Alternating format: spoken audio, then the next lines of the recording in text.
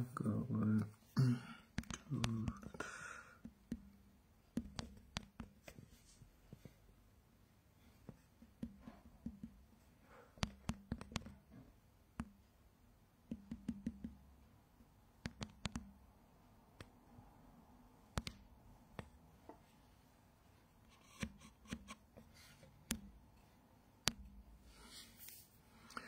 Bonsoir, bonsoir à tout le monde.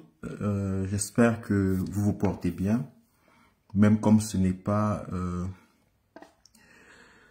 moment de... Il n'y a pas de raison de bien se porter actuellement.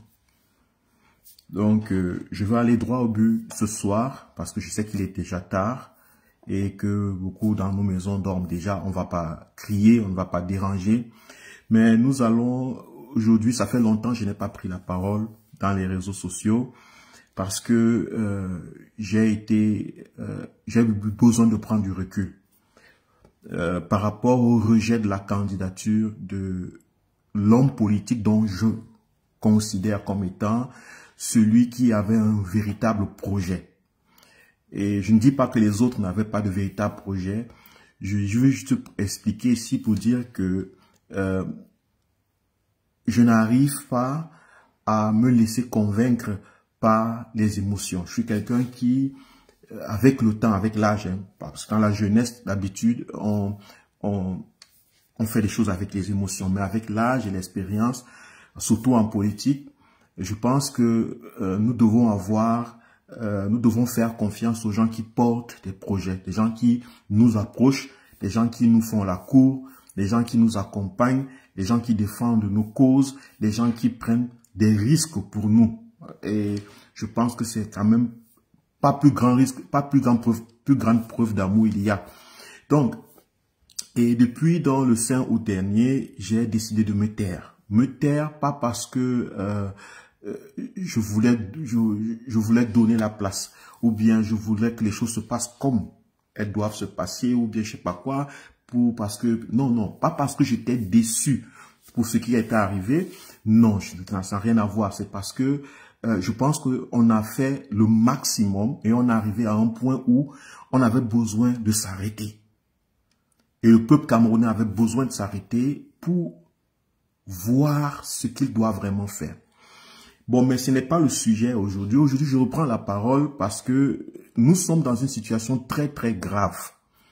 Une situation que nous avons essayé tous d'éviter dans ce pays. Une situation que nous avons tout fait, que ce soit dans la diaspora, que ce soit dans la scène politique camerounaise par les oppositions ou bien par les leaders d'opposition qui étaient sincères. Nous avons tout fait pour que ce qui aujourd'hui arrive au Cameroun et qui est en train d'arriver n'arrive pas. Nous avons parlé, nous avons manifesté, nous avons été dans la paix, nous avons supplié, nous nous sommes laissés arrêter, insulter, tout, nous avons tout fait. Et aujourd'hui, bonsoir à tout le monde, bonsoir vraiment. Et aujourd'hui, nous nous retrouvons dans une situation, celle que nous voulions éviter. Mais pourquoi nous n'avons pas réussi à éviter cette situation? Nous n'avons pas réussi à éviter cette situation parce que beaucoup d'entre nous, dans nos familles, dans notre pays, sont restés aveuglés ou du moins sourds à nos écoutes, à nos paroles, sourds à nos dénonciations, sourds à nos positions politiques. Je viens d'une famille pauvre. Il faut que je vous le dise d'abord et je pense que j'ai déjà essayé de le dire ici. Je viens d'une famille du Sud pauvre, une très grande famille. Et cette famille, je n'ai pas grandi dans une famille où on prend des postures politiques. Je n'ai pas grandi dans une famille où on nous éduque à défendre des postures politiques. La politique chez nous a été simplement répressive. Ça veut dire, c'est des choses qu'on n'en parlait même pas. J'ai grandi dans un milieu où Papa suit la radio le soir quand il rentre du travail, le journal de 20h, et c'est tout. Je n'ai jamais eu de conversation avec un de mes parents, un de mes frères, une de mes sœurs, une tante, un oncle, rien du tout. Sur leur vision de la politique, sur ce qu'ils pensent du monde politique, comment les choses fonctionnent dans le pays. Je veux d'abord vous dire ça, pourquoi? Parce que peut-être beaucoup peuvent être surpris de mon sujet ce soir, mais moi-même, je me suis surpris parce que ce n'était pas dans mon conditionnement. Je n'ai pas grandi comme ça. J'ai surpris mes propres parents de mes postures politiques. Je les ai surpris parce que ils savent qu'ils ne m'ont pas conditionné comme ça. Alors, lorsque je me suis engagé en politique, au moins de manière verbale, de manière ouverte, je suis parti tout droit sur ma volonté politique. Ça veut dire comment est-ce que je pense le Cameroun, comment est-ce que je vois le Cameroun. Bonsoir à tout le monde. Comment est-ce que je pense l'avenir des miens, mon avenir moi-même d'abord, celui des miens et celui de ceux qui sont restés au Cameroun. Je me suis engagé dans la dénonciation parce que je connais comment j'ai fait pour arriver où je suis. Je sais ce que j'ai traversé pour être où je suis aujourd'hui. Je sais que si on m'avait demandé de choisir, si on avait demandé à mes parents de choisir, si on avait demandé à ceux qui m'ont fait venir ici de choisir, ce n'est pas ici qui m'aura amené. Parce que je vais du postulat que mes parents m'aiment beaucoup. Je ne crois pas que mes parents aimeraient me voir éloigné à des millions de kilomètres ou des milliers de kilomètres d'eux. Je ne pense pas. Donc je pense que s'ils avaient le choix de dire est-ce que tu dois aller continuer en Europe, est-ce que tu dois rester ici, s'ils avaient le choix, mes parents seraient restés. Ils auraient tout fait pour que je reste. Donc je suis ici comme un bosailleur, bien que je sois venu par d'autres voies. Mais en fait, je suis ici parce que j'ai fui. Parce que mes parents m'ont dit fuis. Pas avec les mêmes termes, mais parce que mes parents étaient conscients que ici, si on a la chance de faire sortir un des nôtres, mieux il fuit, mieux il part. Parce que eux aussi ils savaient qu'ici, il n'y a pas d'espoir au Cameroun. Il n'y a pas de perspective. Tout est bloqué, tout est foutu. Mais ils n'ont jamais eu le courage d'exprimer cela. Jamais eu ce courage. Et ils ne nous ont jamais, moi particulièrement, ils ne m'ont jamais donné ou bien appris à exprimer cela. C'est ici que je prends le courage. C'est ici, après plusieurs années de distance avec eux, que je prends le courage. C'est ici parce que je les aime énormément que j'ai pris le courage de m'exprimer. C'est ici parce que je pense à eux tous les jours. Chaque seconde, chaque minute qui passe, chaque moment, je suis toujours en train de penser. Et mes gens, ou les gens que j'aime, les gens avec qui j'ai vécu, mes amis, les choses comme ça. Ces idées m'envahissent. Je ne me suis pas engagé en politique pour me faire voir. Je ne me suis pas engagé en politique parce que je voulais plaire à qui que ce soit. Parce que dans ma famille, on a l'impression que c'est parce que je me suis mis avec une femme de l'Ouest, une fille de l'Ouest, que peut-être c'est pour cela que je me suis engagé en politique. Non, je viens dire à mes propres frères de la famille, ceux qui sont là, qui peuvent me suivre. Vous devez comprendre ceci.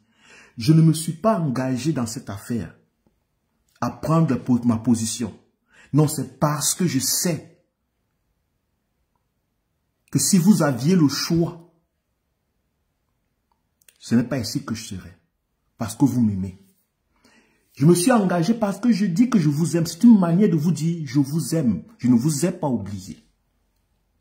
J'ai peut-être les papiers étrangers. J'ai les papiers allemands. Je suis allemand sur les papiers.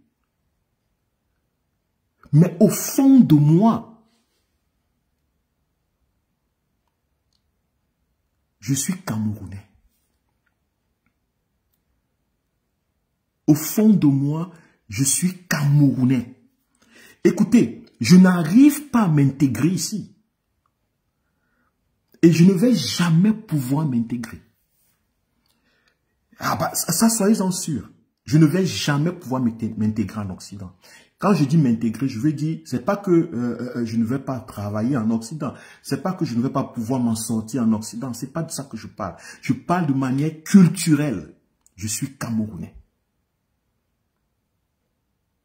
Et ça, personne ne peut me le retirer. Même pas un papier. Et surtout pas un papier.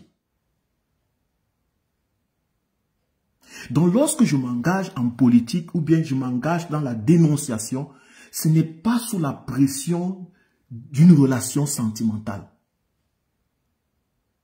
Ce n'est pas quelque chose d'extérieur qui me motive. Ce n'est pas parce que je suis dans la diaspora, je me sens seul, alors j'essaye d'avoir des amis avec qui je vais traîner dans les manifestations.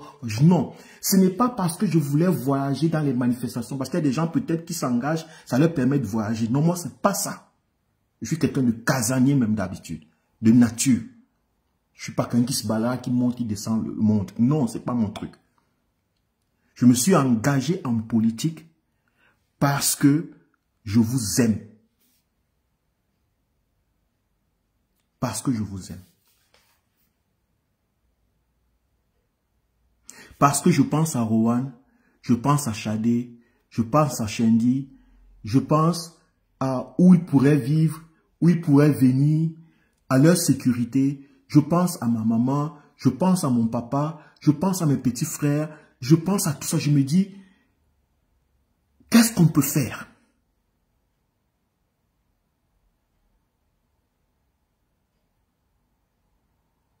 C'est le même Fabrice que vous connaissez, que vous avez lavé, que vous avez nourri, c'est le même Fabrice, ce n'est pas quelqu'un d'autre.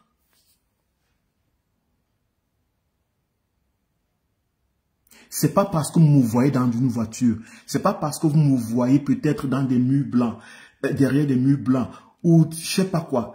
Je suis le même Fabrice que vous connaissez, que vous avez élevé. La seule chose qui nous diffère, ou qui nous différencie, c'est que c'est ma manière à moi d'exprimer que je vous aime. Je ne peux pas sauver le monde.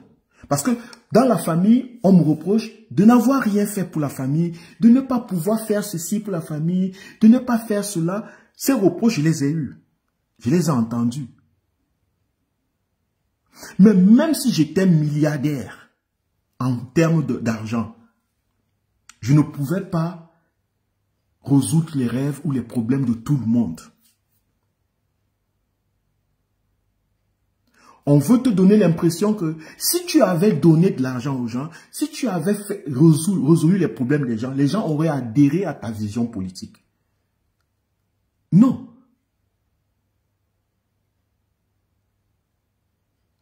On veut me reprocher de m'engager, de parler du Cameroun parce que je ne serais pas Camerounais. Non. Comme je suis allemand sur les papiers, alors je n'ai pas droit de parler du Cameroun. On vient jusqu'à dans mes inbox pour me dire le disque est rayé. Je raconte la même chose tout le temps. Ce n'est pas, je suis hors du pays, je ne connais pas la réalité.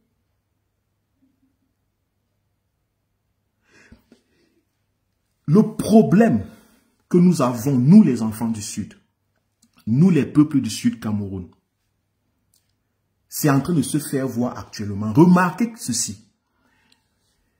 Depuis qu'il y a les manifestations actuellement au Cameroun, où les Camerounais ne veulent plus, de 43, de cette autre année, sous la gouvernance du RDPC de M. Biya, au Sud, presque rien ne se passe. Parce que nous, les enfants du Sud, nous, les peuples du Sud, nous avons un problème. Nous sommes des attardés mentaux. Je dis, la majeure partie d'entre nous sont des attardés mentaux. Et je pense que c'est l'une des causes fondamentales de notre retard, même en tant que communauté. J'aime pas parler des communautés. Ça ne m'intéresse pas. Mais c'est quelque chose que j'observe finalement avec le temps. Nous sommes restés l'un des peuples les plus assis, les plus couchés, les plus rampants. Nous avons fini par accepter l'injustice comme étant quelque chose de normal, la précarité comme étant quelque chose de normal, la souffrance comme étant quelque chose de normal. Nous avons fini par croire que il suffit de se taire, je ne sais pas.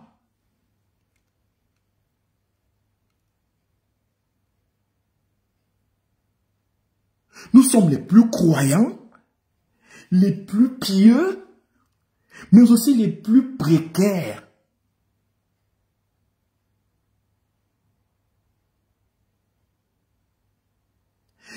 Lorsque je suis parti au Cameroun en 2017, oh non, il faut des réunions. Non, la reproche était, non, on ne fait pas comme les Bamileke, les Bamileke font comme ceci, il faut qu'on imite aussi les Bamileke, mais on n'imite même pas les gens. Imiter quelqu'un, ce n'est pas être la personne.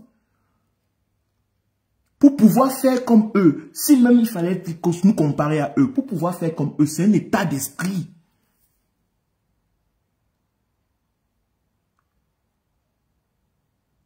Des gens aussi égocentriques, même sentimentalement. Je dis que même sentimentalement, des gens tellement égocentriques.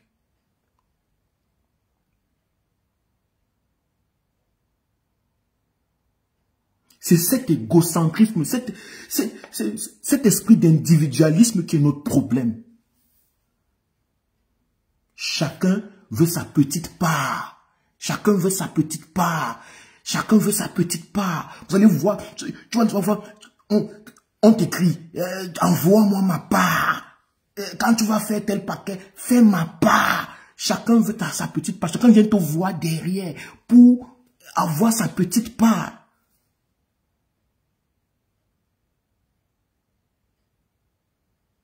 Nous nous sommes tus. Nous nous sommes trop tus dans ce pays. Nous, les enfants du Sud. Et je parle même des générations passées, on veut dire nos parents. Et je parle aussi de celles qui sont actuellement, parce qu'elles sont simplement le reflet du conditionnement, de l'éducation. Dans ma famille, je vous assure, je ne peux pas comprendre comment le pays est en train de se brûler. Les gens sont en train de parler des problèmes de famille. Les groupes de famille ont en train de parler, oui, faites ceci, là, on se voit quand même pour parler d'affaires de famille. Comme si la vie continuait normalement. Comme si vous n'êtes pas en train de voir que les choses sont en train de changer. Que les choses peut-être sont en train de prendre des directions qui peuvent même être dangereuses pour vous. Insensible. On vient me voir, on me dit de me taire, que ce que je raconte est un disque rayé. Monsieur Biya, que vous supportez, a fait 43 ans au pouvoir. Ce n'était pas un disque rayé. Pour vous, 43 ans de gouvernance, vous n'avez pas l'impression que le disque a été rayé depuis. C'est moi qui dénonce la malgouvernance. C'est moi qui dénonce la forfaiture, la corruption, le népotisme, le tribalisme. C'est moi qui dénonce, que vous venez me rappeler que ce que je dis, c'est un disque rayé.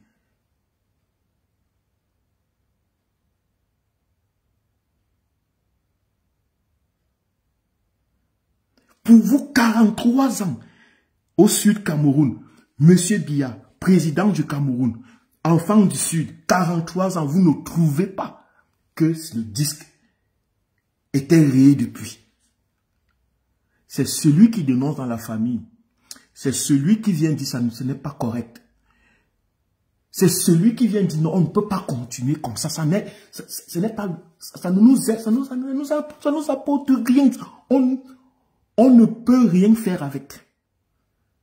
C'est lui venu rappeler qu'il se disque rayé.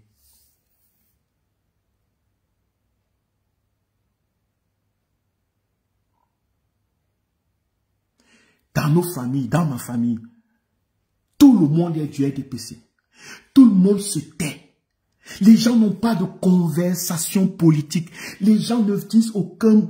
Les gens ne disent rien. Tout ce qu'ils viennent faire, ma famille est divisée en deux. Je vais vous expliquer. Ma famille est une famille polygamique. Ça veut dire où je suis issu, pas moi, mes parents, mais les parents de mes parents. Particulièrement au côté maternel. Il y a un côté, dont le côté d'une femme, où la fille a épousé un homme qui a été un grand fonctionnaire aux finances. Ce côté-là ne me parle même pas parce que ce n'est pas mon côté, ce n'est pas le côté de ma maman. Eux, ils ne parlent pas, ils suivent mes postures politiques, ils sont plongés dans le RDPC, eux, ils ne parlent pas. Ils ne me critiquent pas. Pas parce qu'ils sont d'accord avec moi. Non. Parce que s'ils me critiquent, ça risquerait d'être comme s'ils sont allés critiquer les enfants de l'autre femme, au grand-père. Donc, ils se taisent. Dans le côté de ma maman, il y a donc une bande de personnes aussi qui sont dans le RDPC. C'est tout le monde, presque tout le monde, mais ceux qui sont vraiment actifs à Kribi, là-bas et tout ça, eux, ils ont le courage de venir sur mes posts, me critiquer. Bon, c'est normal, moi je n'ai pas un problème avec les critiques.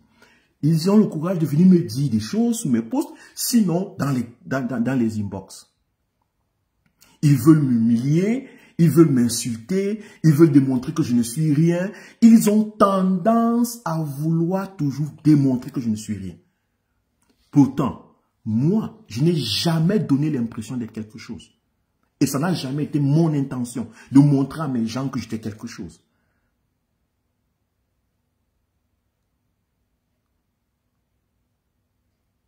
Mais il y a comme quelque chose qui les pousse à toujours venir démontrer que je ne suis rien.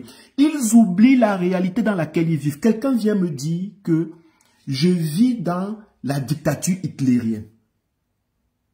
Je ne dois pas critiquer la dictature camerounaise. Je lui ai répondu et je vous réponds encore ouvertement. Si vous trouvez que je vis dans la dictature hitlérienne, moi, Fabrice, si vous êtes conscient de ça, faites aussi des critiques sur Hitler, sur la dictature allemande, sur la mauvaise gouvernance allemande, le mauvais système. Faites des critiques comme je fais sur le RDPC. Mais ne me demandez pas, moi, de ne pas faire des critiques sur le régime de M. Biya, parce que vous êtes incapable de critiquer, moi, le régime allemand. Ne me demandez pas, moi, d'être incapable, irresponsable comme vous. Ne me demandez pas de devenir muet comme vous. Ne me demandez pas de devenir insensible comme vous. Si vous trouvez que moi, je suis dans une mauvaise situation, et que c'est ça que je dois avoir arrangé. Et moi, je trouve que vous êtes dans une mauvaise situation et que c'est ça qu'on doit avoir arrangé. Critiquons nos situations. C'est comme ça qu'on s'aime. Que de faire l'indifférence, que d'être indifférent à nos souffrances. Moi, au moins, même si je suis dans la dictature allemande de Hitler, je ne sais pas quoi, je ne suis pas indifférent à votre souffrance. Mais vous, vous êtes indifférent à la vôtre et indifférent à la mienne.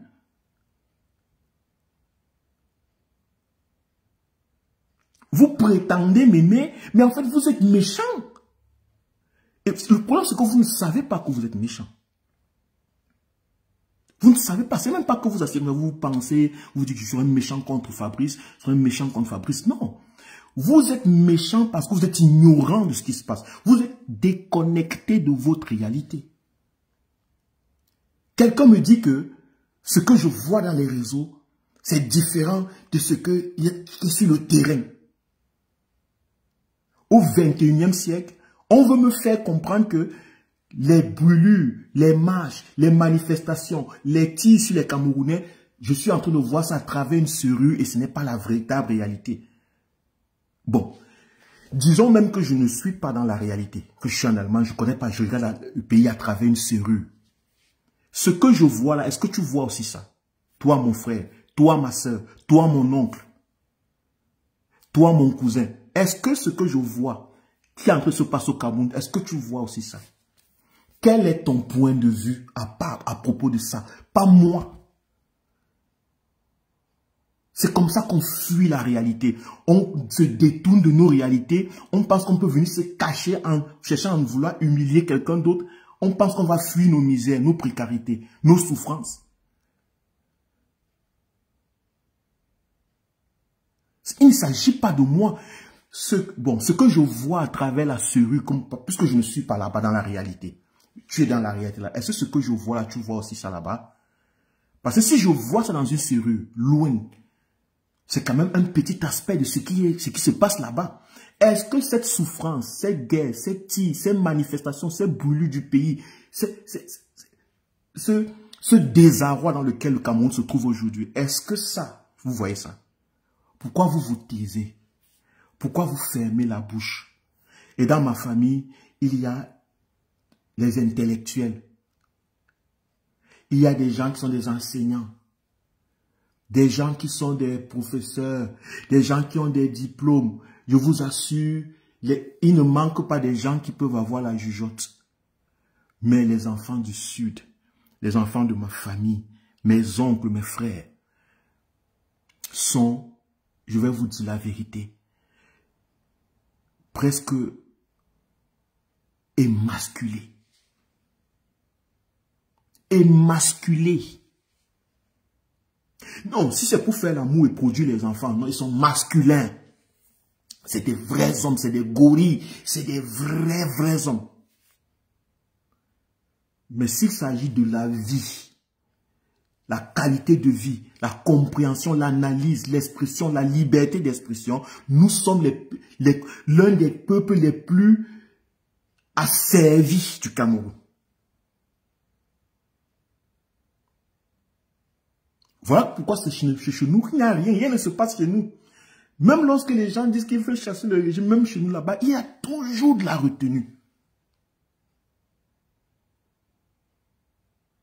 Je vais vous rappeler une chose. Je ne suis pas né sur mon front avec je ne suis pas né pour résoudre les problèmes de la famille. Je ne suis pas né pour résoudre nos problèmes, vos problèmes. Je ne suis pas né pour sauver la famille de quoi que ce soit. Je n'ai pas un projet divin. Je ne suis pas porteur d'une prophétie. Je ne suis pas Salomon. Je ne suis pas Joseph. Je ne suis pas rien de tout ça. Si vous attendez prendre votre destin en main en tant que peuple, en tant que famille, c'est moi au moment où je vais vous donner la nourriture, où je vais vous donner les biens, ça vous regarde. Mais ça ne m'empêchera pas, jamais ça ne m'empêchera de prendre la parole, de dénoncer ce qui est injuste. Ça ne m'empêchera pas d'avoir de la compassion pour vous. Parce que ce que j'ai, c'est de la compassion. C'est de la compassion. Ça n'a rien à voir avec le matériel. Vous avez même peut-être souvent plus de matériel que moi. Je vous assure.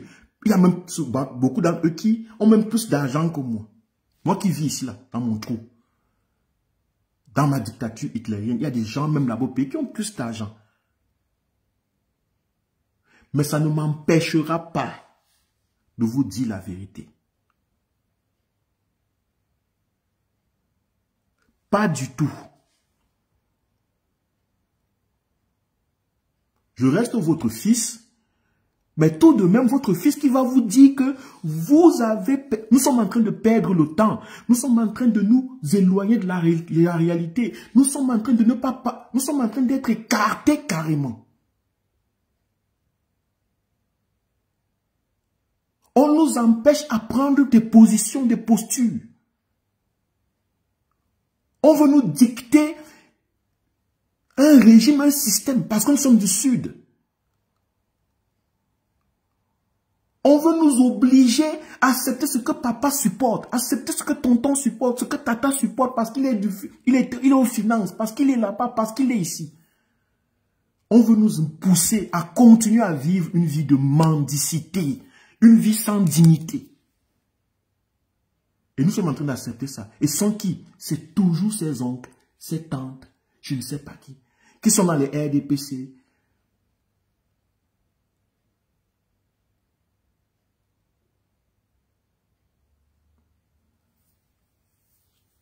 Moi, je ne fais pas partie de ça. J'ai coupé le lien de sang avec la bêtise.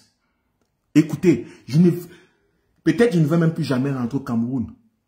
Ça va sûrement me faire mal parce que j'aimerais rentrer. J'aimerais vous voir tout le temps. J'aimerais venir avec mon petit enfant qui est malade ici, où je ne peux pas venir avec lui parce qu'il n'y a pas un système de santé adéquat.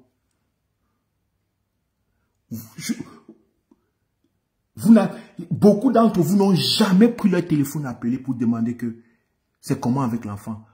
Tu as fait comment? C'est comment? C'est comment? Rien. Tout ce que vous savez faire, c'est venir me critiquer sur mes postures politiques. Pourtant, ce que je défends, c'est même pour vous. Parce que vos enfants, vous-même, vos parents sont constamment malades.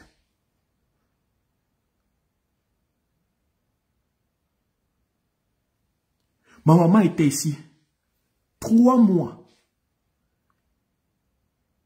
brisée, malade. Elle a fait 3 mois ici. Il n'y a même pas eu un moment où elle s'est plainte de quelque chose. Elle a juste eu besoin de changer d'atmosphère, d'environnement. Si vous savez ce qu'elle m'a dit, cette femme, la souffrance qu'elle m'a racontée,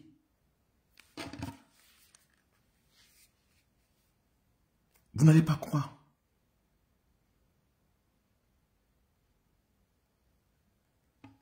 Peut-être elle ne vous dit pas ça la vérité là-bas. Elle ne vous dit souvent pas peut-être la vérité. Mais je vous dis que la misère dans laquelle vous vivez, elle m'a raconté. Les problèmes, les maladies. Les gens ne peuvent pas se soigner. Les gens ne peuvent pas. Elle a des problèmes d'yeux. Elle n'a même pas une paire de lunettes normales. Il semble que là-bas, on leur vend des lunettes. On va ramasser des cadres gâtés, je ne sais pas où. C'est ici que je viens constater que ma maman a des lunettes dont le cadre était collé. Donc, on lui a vendu un cadre soit à 50 000, mais le bras, ils ont ficelé le cadre. Ici, arrivé chez l'ophtalmologue, ici, quand on essaie de faire comme ça, pap, ça saute.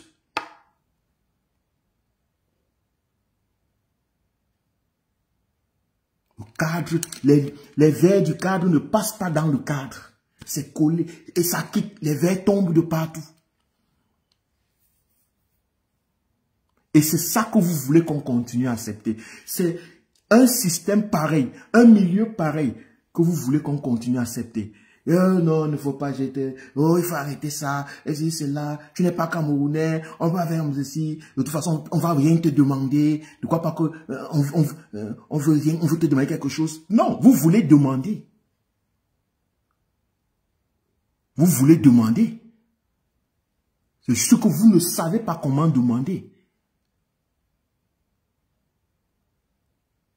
Parce que vous connaissez mes postures politiques et elles sont contre vos postures politiques. Vous avez honte. Vous avez honte. Vous savez que je veux demander quelque chose. Mais je sais que celui-ci, il n'est pas d'accord. Nous ne sommes pas d'accord à un autre niveau. Vous avez honte de demander. C'est pour cela que vous parlez de demander. Qui vous a parlé d'argent? Vous m'écrivez, vous me parlez d'argent. Qui vous a parlé d'argent? Est-ce que quand je prends la parole pour pointer ce qui se passe dans ce Cameroun, j'ai parlé d'argent? J'ai parlé que j'avais l'argent ou je voulais donner l'argent à quelqu'un? Pourquoi les premiers discours viennent sur l'argent? Pourquoi ce que vous dites pointe l'argent? Parce que vous voulez demander. Ce qui vous gêne, c'est que je suis en train de prendre des postures qui ne parlent pas d'argent. Je suis en train de faire des choses qui, pour vous, ne rapportent pas de l'argent. Vous êtes perdu. Vous ne savez pas donc quoi faire. Vous ne savez pas vous allez commencer avec moi comment? Au lieu de nous parler d'argent, vous me dites, tu ne nous sers donc à rien ici. Je suis un objet. Je ne suis pas un objet. Un couteau sert à éplucher ou à tuer, je sais pas, à égorger. Une chaussure sert à protéger le pied. Un être humain n'est pas un couteau, une chaussure. Un être humain est une conscience. Je ne suis pas un objet pour que je vous serve à quelque chose. Non, c'est parce que vous voulez demander. Vous vivez dans une précarité que vous n'acceptez pas. Dans une pauvreté que vous ne voulez pas accepter. Vous êtes dans le déni permanent. Le déni permanent de la réalité. Parce que vous êtes du Sud, parce que vous êtes les Mabi, parce que vous êtes les RDPC. Le déni permanent de la réalité. Mon papa, on ne se parle pas. La dernière fois qu'on s'est parlé, wow, c'est quand j'ai envoyé de l'argent. Même pour dire merci, on a la difficulté. Parce que vous avez refusé la réalité. Vous avez dénié la réalité. Vous n'arrivez pas à être en bonne relation avec vos enfants. Vous rejetez la vérité que vos enfants vous disent. Vous nous envoyez à l'école, vous nous envoyez en Europe, nous apprenons beaucoup de choses. Nous avons plus d'expérience que vous, mais vous nous ramenez, chaque fois qu'on vous approchez, vous nous ramenez avec l'idée sur la que vous êtes plus expérimenté que nous. C'est pour cela qu'on dit au Cameroun avait les paroles comme l'expérience, les machins, les choses là. Des mots vides.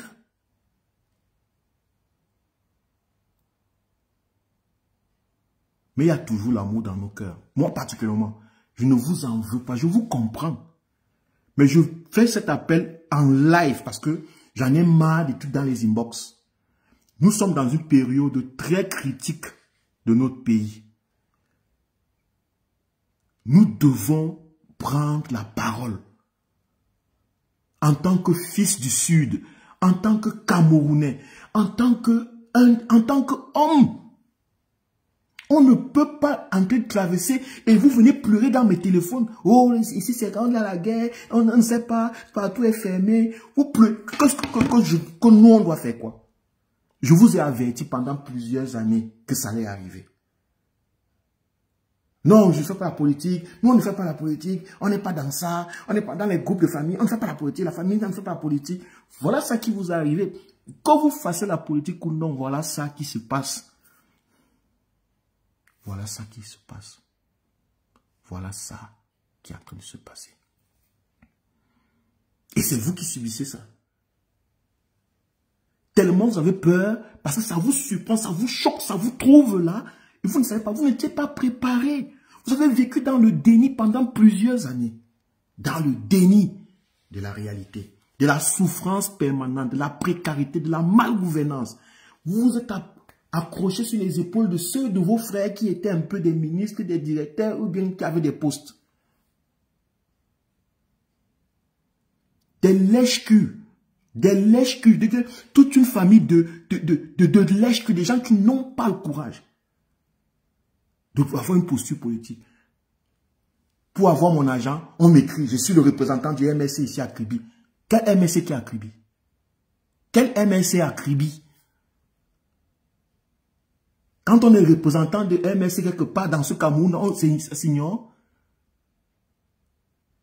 Non, parce que vous savez que Fabrice prend les postures politiques du MSC. Donc si je viens, je dis dans le groupe de famille que je suis représentant du MSC, il va me donner l'argent. Je vais pouvoir lui soutirer quelques 10 euros, quelques 20 euros. Je ne tombe pas dans ce genre de piège. Je ne tombe pas dans ce genre de piège. Je vois tous vos murs. Je sais qui partage quoi. Vous n'avez aucun... Vous n'êtes pas intéressé du tout par la politique. Vous n'êtes pas intéressé par vos vies. Même vos propres vies, votre situation, vous n'êtes pas intéressé. Vous êtes intéressé à protéger M. Biya. Vous êtes intéressé à dire vous êtes le pouvoir au sud, le pouvoir RDPC, le pouvoir SCC. C'est ça qui vous intéresse. Vous êtes intéressé à glorifier vos oncles, vos cousins, vos voisins qui sont devenus des directeurs d'hôpitaux, les machines. On a un grand médecin chez nous, on a un grand ceci chez nous. Ça vous sert à quoi? Ça vous sert à quoi? Ça nous sert à quoi? Ça nous sert à quoi? Ou pas toute cette intelligence, ou pas tout je sais pas, ça va où, ça nous sert à quoi? Je n'ai pas dit que vous nous servez à quoi. C'est la différence entre vous et moi. Moi, je ne vous dis pas que vous me servez à quoi. Je dis, ces postes, ces vantardises inutiles, ces vantardises illusoires, ces fiertés villageoises. Ces trucs primitifs nous servent à quoi? Dans la famille, la majeure partie des jeunes, je dis dans ma famille, dans une famille grande comme ça, où je vois, il y a des anciens qui étaient dans les grands postes ministériels, les jeunes sont au chômage. À la mairie de Kribi, ce sont les grands-mères qui sont là-dedans. Dès qu'il y a poste, ce sont les grands-mères qui coupent les postes. Leurs enfants sont à la maison. Leurs enfants sont dans les maisons, dans les chambres. En train de fumer le chanvre, en train de monter, boire les alcools. Les vieux sont en train de poursuivre le travail. Mon propre père n'a pas encore arrêté de travailler. Il est parti en retraite. Il ne fait que poursuivre l'argent derrière. Il monte, lui qui, on l'a appelé ici, on l'a appelé là-bas. Je disais à ma maman ici dernièrement que je trouve que peut-être vous ne comprenez pas, mais c'est grave ce que tu me dis et c'est grave ce qu'ils font. C'est vous qui dites qu'on met les gens au travail. Pourquoi vous ne mettez pas vos enfants? Mettez donc vos enfants, puisque vous dites qu'on met les enfants. Non. On ne met pas les enfants. On va nous-mêmes prendre les postes et on va dire à l'enfant qu'attends, je vais te faire venir dans mon travail. Je vais te donner le poste. Je vais appeler tes oncles, tu vas te donner le poste. Mais nous-mêmes, d'abord les grands-mères, les grands-pères, en retraite, on est tous revenus au travail.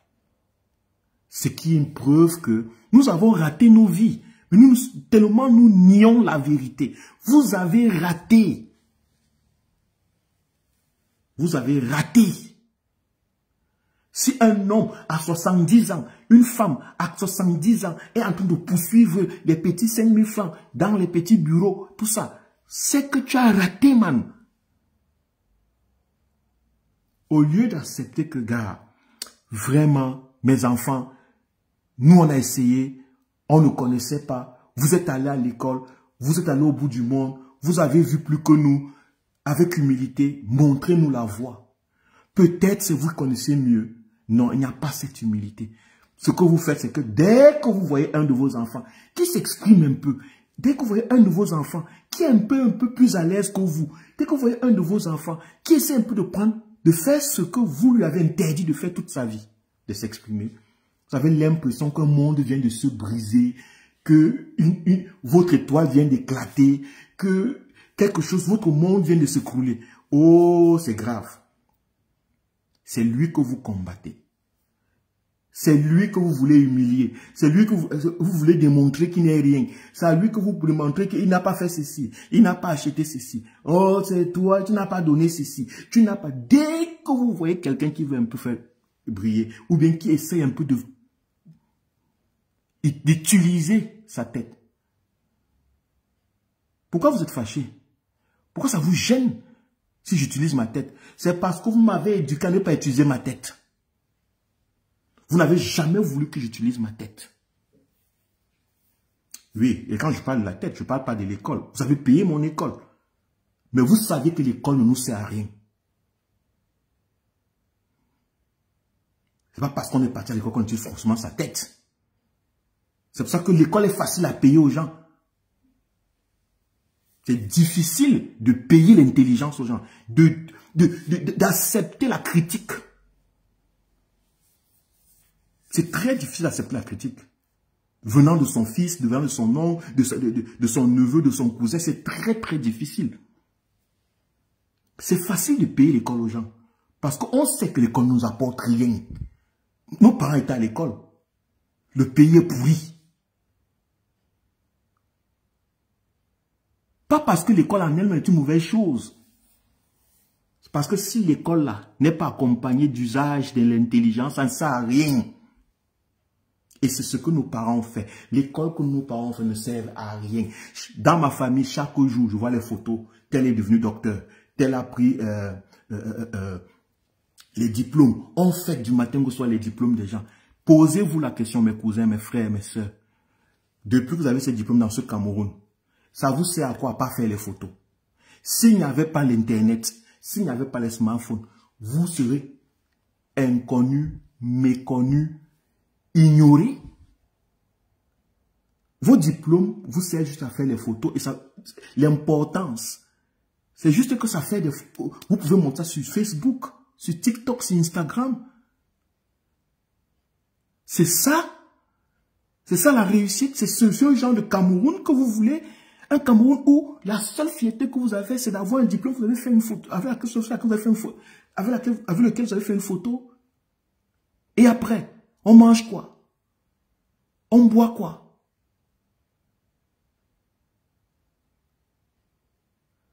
On se soigne comment? On se déplace comment? On travaille où? On envoie nos enfants où? Dans quelle école? On paye les scolarités comment? Voilà les vrais problèmes que nous avons. Que de venir me dire, de fermer ma bouche. Je ne suis pas camerounais. Je dois m'occuper des... Vous ne m'avez jamais vu parler de la France, de l'Italie, de l'Allemagne. Pourquoi je dois parler de l'Allemagne? Je vous dis que je ne suis pas allemand. Culturellement, je suis camerounais. Je ne suis pas allemand. Je suis allemand sur les papiers. C'est juste un outil pour survivre. Et d'ailleurs, je voudrais vous le rappeler. Je ne suis pas ici parce que j'ai choisi d'être ici. Je vous l'ai dit. Nous sommes en général ici parce que nous avons fui. Même si nous sommes venus pour les études, c'est une fuite. C'était juste une raison de fuite. C'était sur le moyen le plus légal de fuir. Si nous sommes ici par fuite, nous ne sommes pas différents de ce qu'on appelle les beaux ailleurs. C'est juste qu'eux, ils n'avaient pas les moyens de passer par nos voies, c'est tout. Donc nous sommes des Camerounais.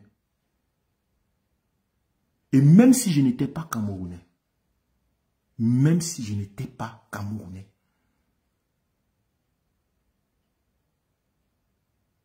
j'ai le devoir en tant qu'humain de défendre, de ressentir la souffrance de mes voisins, de mes autres humains. C'est ce qu'on appelle la compassion. C'est ce qu'on appelle la compassion. C'est avoir été capable, même lorsque je ne serais pas Camerounais, mais je vois comment un Camerounais souffre. Puisque vous êtes encore, moi je ne le suis pas. Je me dis, qu'est-ce qu'on peut faire? Et je reconnais que je ne peux pas faire tout pour vous. Moi je suis honnête et je suis sincère avec vous. Je ne peux pas faire tout pour vous. Je ne peux pas vous donner l'argent que vous voulez. Je n'ai pas ça. Mais je peux vous donner l'intelligence, la sagesse. Je peux pointer des choses. Vous pouvez prêter attention. Vous pouvez aller réfléchir. Vous dire, est-ce qu'il n'a pas raison? Est-ce qu'on peut pas? Est-ce qu'on ne peut pas? Moi, c'est tout ce que je peux vous dire. C'est la chose la plus illimitée. C'est la richesse la plus illimitée que nous avons. L'argent est limité. Il y a des gens qui ont 10 000, des gens qui ont 20 000, des gens qui ont 30 000, des gens qui ont 1 million, d'autres qui ont 1 milliard. Mais la sagesse, l'ouverture d'esprit est illimitée. Alors quelqu'un qui veut aider, qui a la compassion pour les autres, même lorsqu'il ne peut pas vous sortir de vos problèmes matériels de 10 000, de 20 000, il peut au moins vous ouvrir les yeux sur la cause de votre situation et de notre situation actuellement, collective. Les brûlures, les casses, les tueries qui sont en train de se passer au Cameroun actuellement, vous devez avoir chacun d'entre vous votre mot à dire dessus. Même si vous êtes contre, même si vous êtes pour, je veux que chacun d'entre vous dans ma famille dise ce qu'il pense. Si vous avez beaucoup de courage, venez me dire, on va causer, on va échanger. Comme j'ai échangé avec un de mes oncles aujourd'hui, il a fui.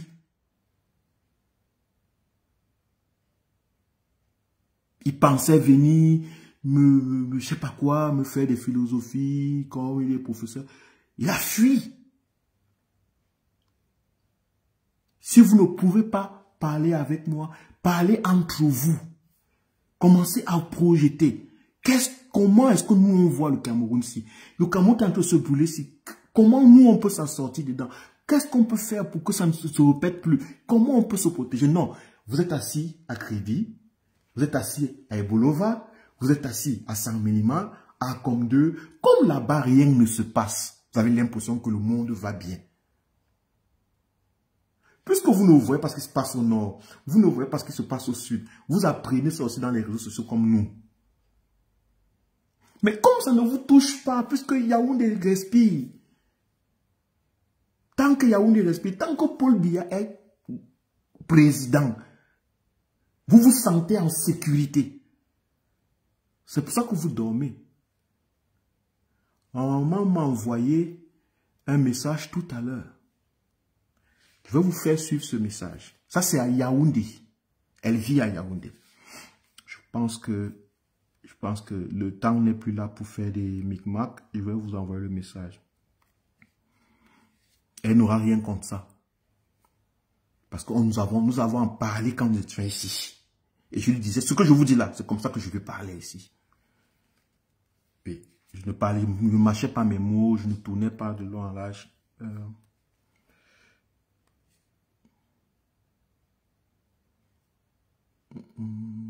Je pense que c'est dans mon téléphone avec lequel je fais le live. Pas grave. Elle me dit, elle est rentrée sur Kribi. Manu Militari dimanche. Elle a voyagé le week-end dernier. Rentrée Manu Militari, la semaine dernière. Rentrée Manu Militari dimanche. Parce qu'elle aura appris qu'il y aurait la proclamation des élections. Elle avait laissé des enfants à Yaoundé. Il fallait qu'elle rentre avant que soit les routes soient coupées, soit la guerre, soit machin. Oh, il y a la guerre ici, Fabrice. Oh, on est déjà, c'est très grave. On ne peut pas aller au marché. La famille va bientôt nous tuer. Tout est fermé. Tous les gens ont peur. Voilà le Cameroun du RDPC, où tout le monde se tait. Toute la famille se tait dessus. Pourtant, au fond, les gens ont peur. Pourtant, au fond, les gens ne mangent pas. Pourtant, au fond, les gens n'arrivent même plus à se déplacer. Vous dites que M. Biya a gagné, vous supportez, vous criez, vous chantez, vous dites que tout le monde va bien, que mon disque est rayé. Mais votre sœur, Virginie Blanche, Dimi, ma maman, elle dit que elle a fui Kribi avant. J'ai vu dans le groupe de famille comment mon petit frère qui travaille à l'ouest, à Bafoussam, il a dit que, on lui a posé, tu fais comment là-bas? Il a dit, les gens qui sont venus m'écrire pour me demander de me taire, lui ont posé la question. Tu fais comment à Bafoussam? Ils disent qu'ils sont dans la maison fermée, c'est grave à Bafoussam. Donc vous avez peur. Donc vous avez peur. Donc c'est dangereux. Pour fuir dans ces responsabilités, vous venez me parler à moi, me demander de me taire. Ça, c'est la lâcheté. Et ça, c'est une marque déposée dans nos familles, particulièrement chez nous, à Kribi. Une marque déposée dans nos familles, particulièrement chez nous, à Kribi. Des lâches. Des lâches parents, lâches tantes, lâches papa, lâches. Tout le monde est lâche. La seule chose qui peut un peu souvent nous faire comme si on a un peu le courage, c'est dès qu'on a un peu un petit 10 000, dès qu'on a un peu un petit 100 000, dès qu'on a un peu vendu le terrain.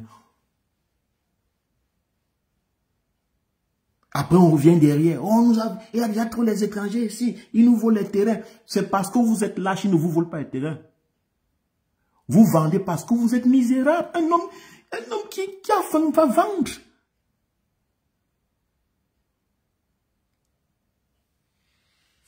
Qu'on voit, on ne voit rien. C'est la lâcheté qui va nous tuer, nous, les enfants du Sud, particulièrement les enfants de Kribi. Nous n'avons pas le courage de dire non.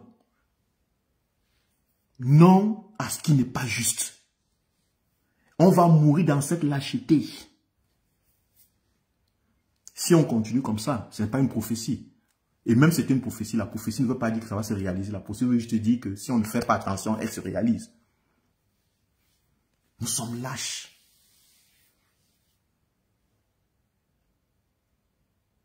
On a la peine à avoir des discussions au téléphone, des discussions intelligibles, des discussions, des échanges sur des postures politiques, sur la vision d'un monde meilleur. Tout tourne autour de l'argent. Autour de 10 euros, 20 euros, 100 euros, 50 euros. Tout tourne autour des problèmes. Tout. Je vais doter mon enfant, je vais doter ma femme. Et il y a deuil, il y a ceci. Une relation familiale morbide.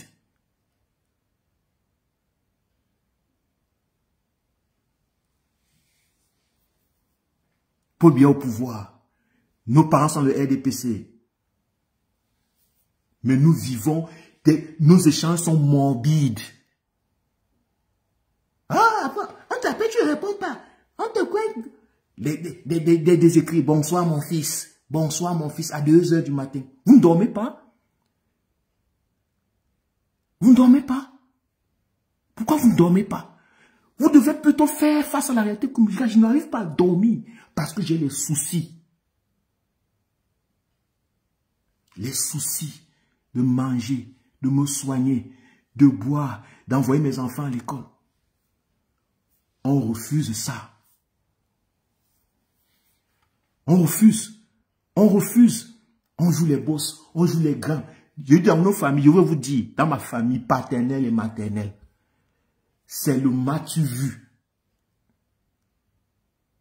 On attache un pagne là, je suis chef de ceci, on va porter un pantalon, on va serrer un habit, on va machin, je suis ceci. C'est le m'as-tu vu du matin au soir. Aucune conversation humaine, aucune conversation de haut niveau.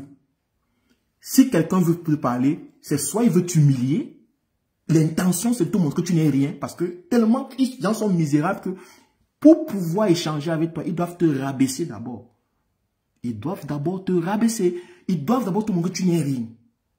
Là, maintenant, quand tu acceptes que tu n'es rien, c'est quand tu dis, c'est là on va commencer à te parler, te raconter les problèmes, te dire, mais d'abord on doit te rabaisser, on doit t'humilier, on doit te montrer que tu n'es rien. Et j'ai appris ça vraiment de hard way. Quand, par hasard, je suis choisi comme les enfants de Dieu, le peuple de Dieu, pour venir en Allemagne, la première des choses que l'oncle, le frère de ma maman vient me dire, te voilà qui part en Europe. Si tu pars en Europe, tu ne ramènes pas le doctorat, tu n'es rien. Vous voyez? Aucun mot d'encouragement pour dire, ah mon fils, je ne sais pas où tu pars, vraiment, va apprendre. Sois ouvert, observe, apprends. Et viens nous dire, apporte-nous ce que tu as appris. Viens ouvrir nos esprits, parce que peut-être, nous on ne voit pas l'autrement. Non. Si tu, comme toi qui parles, parce que la jalousie, l'envie, comme lui il a fait les études, tonton est devenu quoi, il y a un GNGS, tout. Si ce n'est rien, ça ne donne rien. Ah, il apprend que son petit neveu est en train de partir déjà en Allemagne. Il se projette dans son petit neveu. Comme il n'est rien devenu, et comme on lui a dit,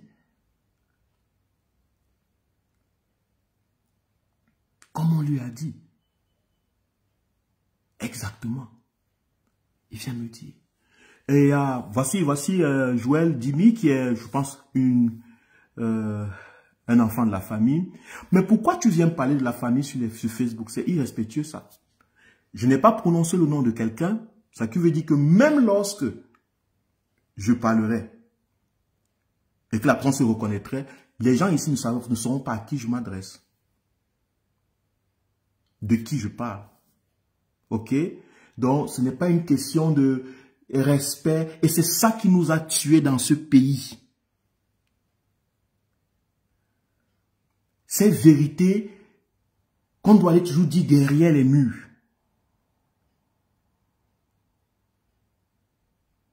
La misère ne respecte personne. La souffrance ne respecte personne. Et ne pensez pas que c'est parce que vous venez me dire des choses inbox que vous m'avez respecté. Il y a des gens qui viennent m'écrire inbox qui sont irrespectueux. Le respect n'a pas quelque chose à voir avec où on échange. Le respect, c'est lorsque tu es capable d'absorber la critique et de faire la critique sans que ça ne devienne un problème. Sans perdre la jugeote. Si déjà, tu me dis que c'est irrespectueux de venir dire la vérité à mes frères, à ma famille, sur les réseaux sociaux, c'est que tu n'es pas respectueuse. Apprenons. Je veux que c'est ça qui nous tue. Nous, les enfants du Sud, nous, les enfants des Crébés.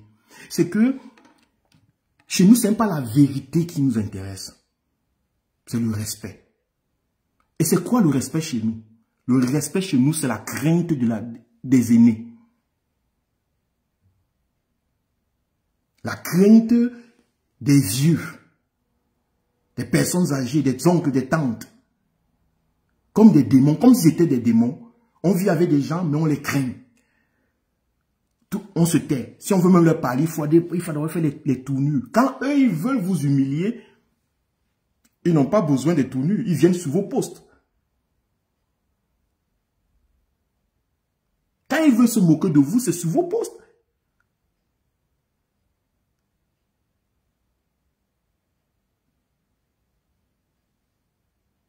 C'est sur mes postes. Quand on veut se moquer de mes prises de position politique, c'est sur mes postes. Ce n'est pas ailleurs. On ne dit pas, bon Fabrice, que tu viens d'écrire là-bas, j'ai vu sur le mur là-bas, je viens te parler entre nous pour te dire cela. Non! C'est sur le poste. Mais comme ce sont les aînés qui font ça, ce sont les oncles, les tantes qui font ça, c'est ok. Chez nous, les jeunes doivent être humiliés. Un jeune peut être, on peut manquer le respect à un jeune. On peut manquer le respect à un enfant. On peut manquer le respect, mais on ne manque pas le respect aux vieux. C'est pour cela que c'est les vieux qui sont chez nous au pouvoir. C'est pour cela que chez nous, nous supportons les vieux. Nous vivons dans des sociétés à Kribi au sud, des sociétés où c'est la gouvernance par la gérontocratie. Moi, c'est ça que je brise. Je n'ai pas insulté quelqu'un ici. Je n'ai pas donné le nom de quelqu'un. Non, personne ne saura un jour que je m'adressais de tel ou de tel. J'ai juste exposé le problème que nous avons. Parce que j'avais marre d'avoir ça dans mes inbox.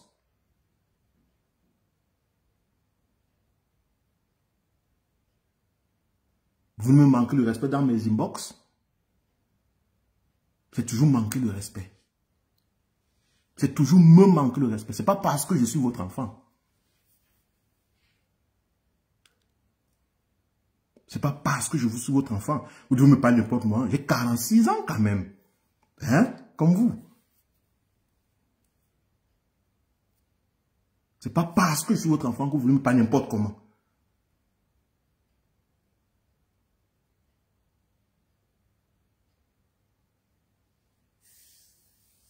Eh oui. Si vous n'êtes pas d'accord, vous restez dans vos coins. Cette souffrance va nous prendre. Nous allons la subir.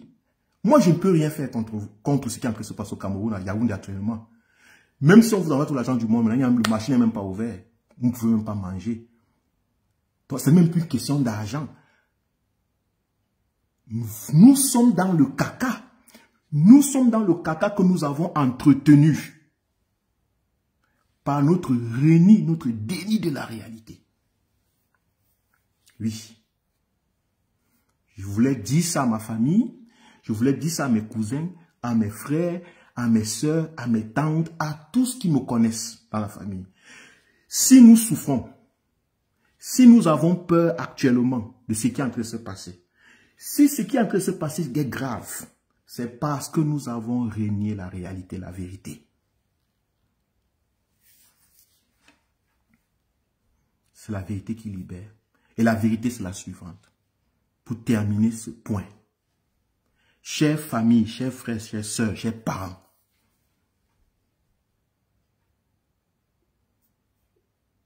Nous souffrons.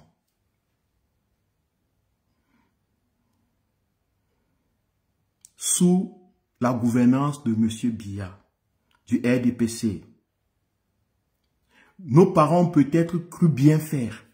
Vous avez peut-être cru bien faire pendant longtemps. Parce que vous vouliez peut-être protéger vos avantages. Parce que vous nous aimiez. Vous vous êtes dit peut-être, il faut peut-être fermer la bouche. Pour que j'ai un peu de quoi manger. Pour que je puisse gratter un peu de certains avantages là-bas. Pour que mes enfants puissent manger. Pour que je puisse les envoyer à l'école. Nous nous sommes habitués à ça. Nous avons perdu tout ce qu'il y a de dignité, de digne en nous. C'est ça la vérité. Nous nous sommes habitués à la misère. Nous nous sommes habitués à demander Aide-moi, soutiens eux vraiment, c'est fort, machin. Nous nous sommes habitués à nous coucher. Dès que quelqu'un est un peu nommé directeur, ministre, on va dormir chez lui en longueur de journée. J'ai vécu ça. Tous les week-ends, les gens sont à la maison, on danse, on boit.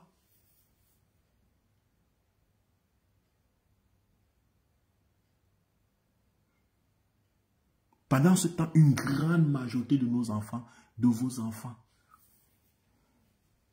vivent dans une précarité morbide. Nous nous sommes mentis, nous les enfants de Kribi, nous nous sommes mentis. On nous a menti. Oh, Mbamba est l'homme le plus fort, l'homme le plus beau. Oh, ils vont amener Paul Biya ici, le plus beau, le plus beau. On nous a gouverné par la danse. Elle dit que on part là-bas, on danse, on donne 2 bières.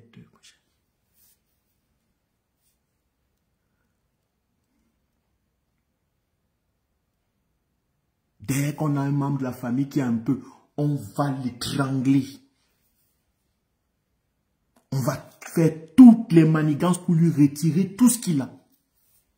Pour le sucer, pour le gratter, pour le grappiner.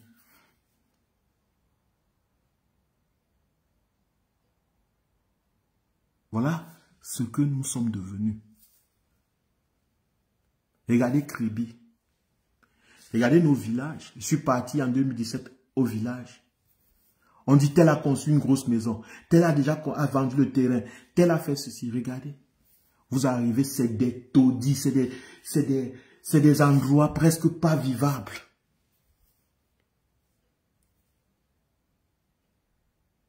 On m'a dit, non, on va tel a construit la maison. Pas bon, ok, je m'avais rendu visite, j'arrive là-bas. C'est des murs debout. C'est des cachettes. Où sont empaquetés les êtres humains. Comme dans des bateaux d'esclaves. Un membre, 2 membres, 2, 3 personnes essayent un peu de sortir la tête. Et ce sont ces 3 personnes qui sont devenues nos dieux. Dès que quelqu'un peut vouer l'argent quelque part, il construit une maison qui ressemble à, je ne sais pas quoi, une pyramide ou je ne sais pas quoi, qui a 2 poteaux maigres comme ça. Oh, le grand a construit, tout le monde va habiter là-bas. On nous trompe avec 2 morceaux de bœuf. Dès que les élections arrivent, on vient avec un morceau de bœuf. On vient avec ceci, l'alcool, le bœuf, les bœufs. On vous fait manger, on vous fait boire. Dès que vous faites manger, partez chier. Le reste d'année, ce sont les inbox. Salut mon fils. Salut mon fils. Oh mon fils. Oh mon fils. Salut, salut. 2 heures, 3 heures du matin.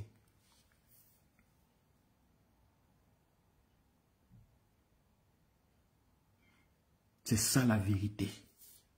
C'est ce que je voulais vous dire. Et je dis ceci pour que tous les enfants du sud Cameroun qui vont m'écouter, les Kribiens qui pourront m'écouter, je vous appelle à vous en disant ceci. Regardez ce qui est en train de se passer actuellement au Cameroun. Ce n'est pas de la blague. Monsieur Biya et le RDPC et ses coopérants ont décidé de sacrifier encore votre avenir, ça veut dire que de vous enterrer.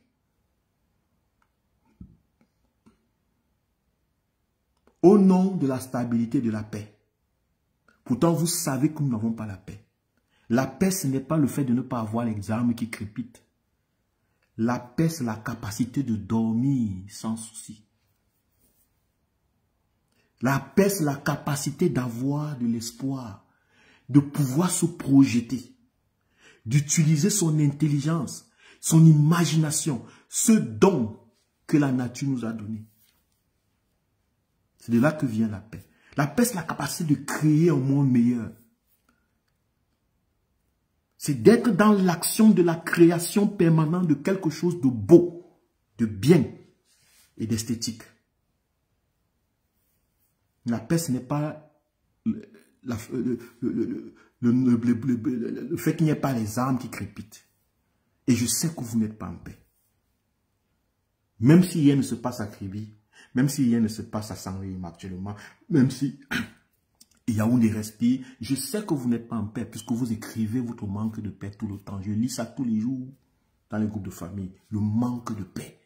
Le manque de paix.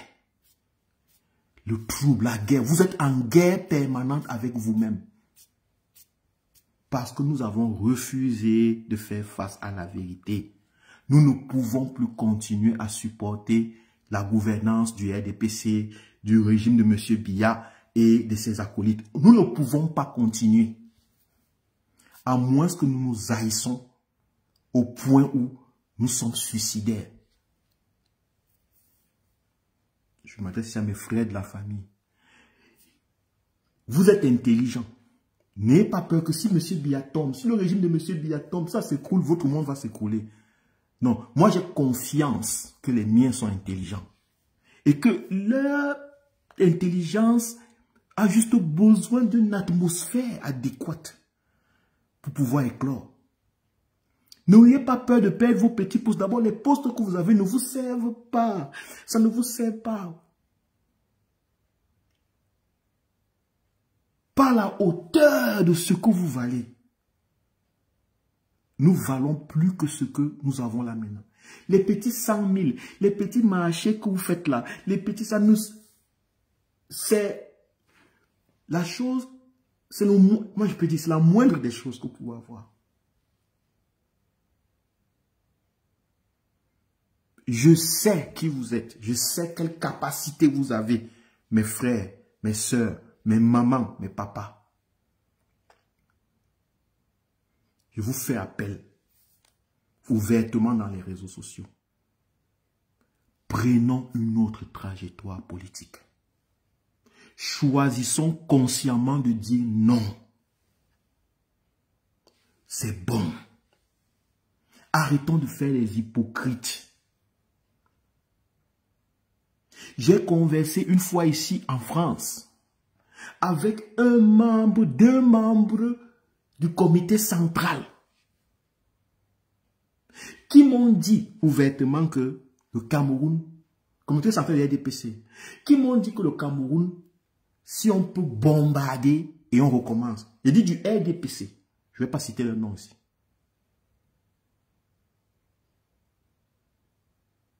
Qui sont dans la famille. Que si on peut bombarder le Cameroun, on recommence parce que le Cameroun est gâté. Ça sortit de leur bouche. C'est moi qui avais provoqué la conversation. Parce que quand moi je rencontre les gens de ma famille, mes amis, j'élève le niveau de la conversation. Je n'ai pas envie de parler des affaires de champ, du village. Non. J'ai provoqué la conversation. Et voilà ce qui est sorti. J'ai réussi à tirer ça de leur truc. Que le Cameroun est gâté. C'est eux-mêmes qui m'ont dit. Et que si on pouvait lancer une bombe, ça s'éclate. C'est encore moi, critique acerbe le système de M. Biya, qui leur dit non, on ne va pas bombarder. Il ne faut pas qu'on bombarde. Je pense qu'il suffit juste de prendre des postures, de dire la vérité à vos enfants. Et c'est tout ce que j'ai dit.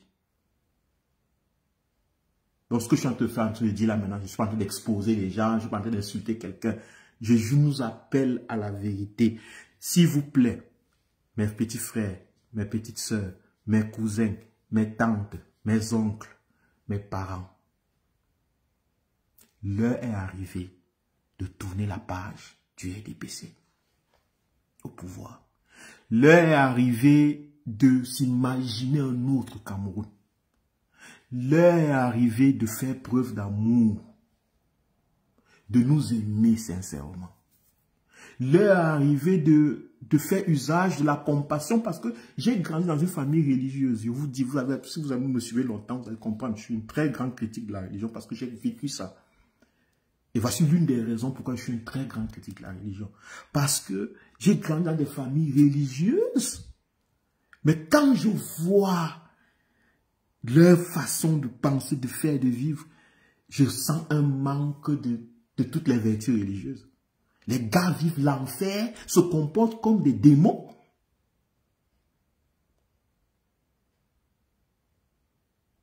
Ils rient avec toi pour t'humilier et ils vont causer avec toi pour te prendre quelque chose. On ne te salue pas, on n'échange pas, on ne t'appelle pas parce qu'on veut savoir comment ça te va, machin, rien. Je vous dis que j'ai un enfant qui est malade, né avec une maladie génétique. Si je vous dis combien de personnes m'ont écrit un message, ma famille proche, je ne parle même pas de famille éloignée, pour savoir comment est-ce que je vais, comment est-ce que va l'enfant. Chez nous, lorsque tu as un peu, donc tu donnes un peu l'impression d'avoir les moyens, on se dit que tu nous dois. En fait, c'est moi qui leur dois des nouvelles. C'est moi qui leur dois des nouvelles. Eux, ils n'ont pas besoin de mes nouvelles. J'ai tellement besoin d'eux. Eux, ils n'ont pas besoin de moi. Ils n'ont pas besoin de ça. Ils ont peut-être besoin de mon argent, mais de moi pas. D'ailleurs, il suffit juste que je prenne une position qui est moi. On me dit, tu n'es pas Camerounais, donc tu peux rester là-bas. Je dis, à part ma maman,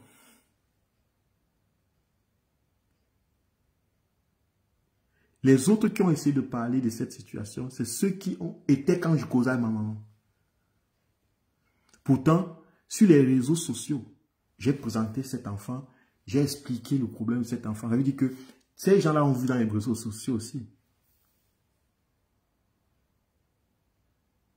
Je vous dis que même mon papa, je vous dis, n'a jamais pris le téléphone et me demandé comment est-ce que je vais.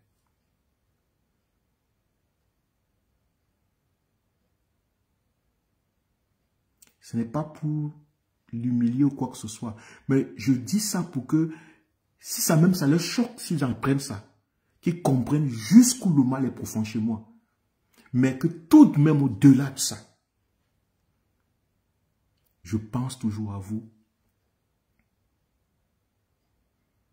Je prie. Moi, j'ai une autre façon de prier. Moi, je ne prie pas. Oh Jésus, non, non. Je prie dans l'engagement politique, c'est ma façon de prier. Dans l'engagement, la dénonciation, le refus de l'injustice. C'est pour moi prier. Je ne me mets pas à genoux pour prier pour vous. Je prie en parlant, en dénonçant, en disant on ne peut pas continuer comme ça. Il faut changer ça. Il faut s'engager comme ceci, comme cela. C'est comme ça que moi je prie. Je ne fais pas dans l'hypocrisie. Je ne suis pas saint. Non, je ne suis pas en train de dire que je suis saint. Mais je veux dire, voilà ma façon de prier. Moi, je ne prie pas Dieu. J'agis Dieu.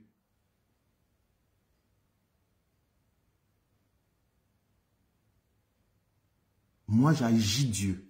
Elle dit que je m'engage, je peux, bien que personne ne cherche à savoir ma souffrance et tout, et tout, et tout.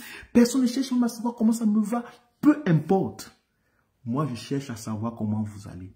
C'est pour cela que je suis dans les réseaux sociaux. Je m'occupe de mon pays, de mes frères, parce que c'est là-bas que mes frères, mes amis sont, en général. Je n'ai pas d'amis blancs. J'ai des collègues, mais je n'ai pas d'amis blancs. Je vous dis, vous m'avez déjà vu dans des photos avec des blancs? Non, pas parce que je suis raciste ou bien quoi que ce soit.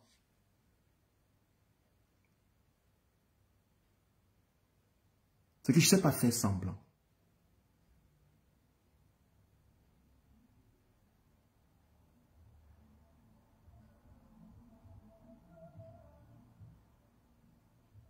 Je suis Camerounais. Je suis Camerounais à 100 pour 2000%. Oui.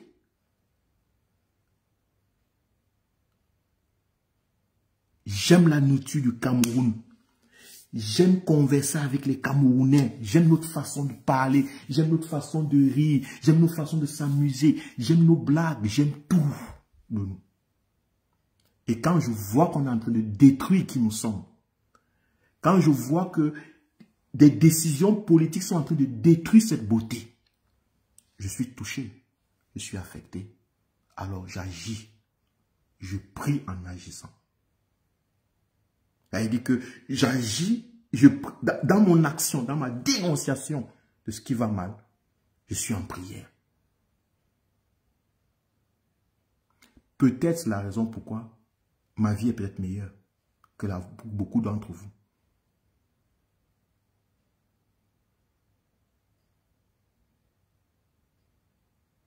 Peut-être, c'est peut-être la raison pourquoi j'ai l'air plus jeune que beaucoup d'entre vous alors que je suis votre grand frère.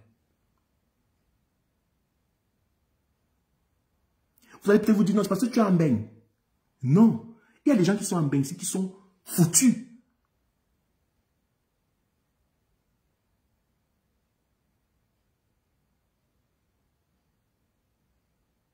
Je n'ai pas beaucoup d'argent.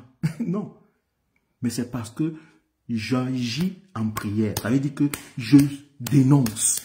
Je dis non quand ça ne va pas. On dit non. Et au Cameroun actuellement, il faut dire non au régime Biya. Monsieur Biya et le RDPC et ses amis, ils envoient des militaires tuer des gens qui n'ont pas d'armes.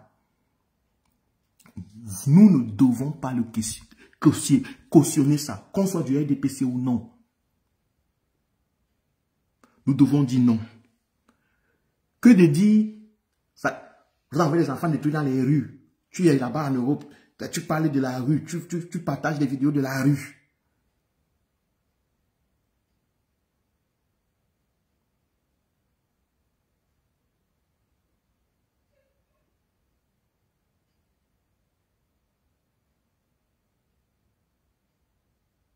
Non.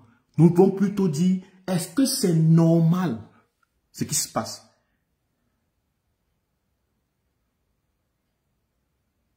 Il y en a qui me demandent mon âge. J'ai 46 ans. Je l'ai dit il y a 46 ans. Je le dis tout le temps. Ce n'est pas normal ce qui se passe. Est-ce que c'est normal qu'on tire sur des gens? Est-ce que c'est normal de truquer les élections? Est-ce que c'est normal qu'un seul homme soit président 43 ans dans un pays de 30 millions d'habitants?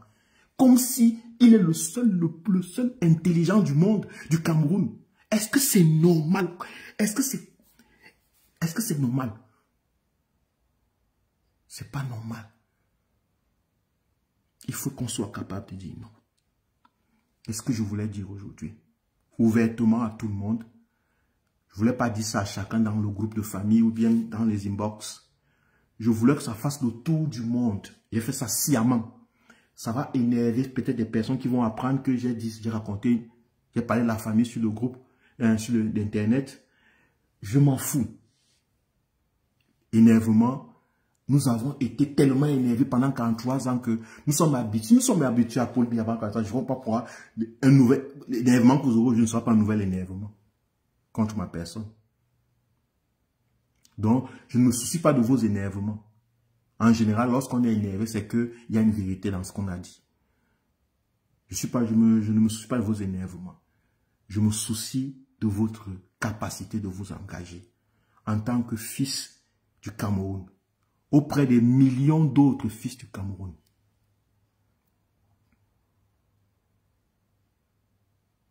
Auprès des millions d'autres fils du Cameroun qui veulent la même chose que vous. L'eau potable, des moyens de santé adéquats, dignes des êtres humains qui vivent au XXIe siècle. Des moyens, des infrastructures dignes des êtres humains qui vivent au XXIe siècle.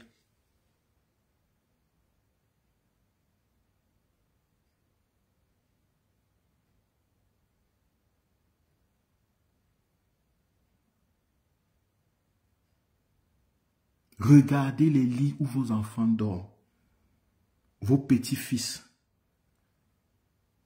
Je suis parti au Cameroun. On m'a montré la maison de ma tante. Les petits-fils dorment. On m'a montré où ils dorment. Il n'y a même pas la lumière. Pour que je vois, parce que je suis arrivé la nuit, pour que je vois où ils dorment, je n'ai pas pu voir. On a soulevé une lampe tempête au XXIe siècle, en plein Kribi, pour me montrer. Quand on a éclairé, j'ai vu un tas d'enfants couchés sur des matelas avec épaisseur, des matelas noirs, je ne sais pas, au sol, en plein sol, des épaisseurs comme ça. Mais les parents sont dans le RDPC. Les grands-parents sont ici du RDPC. On porte l'habit, on se vante.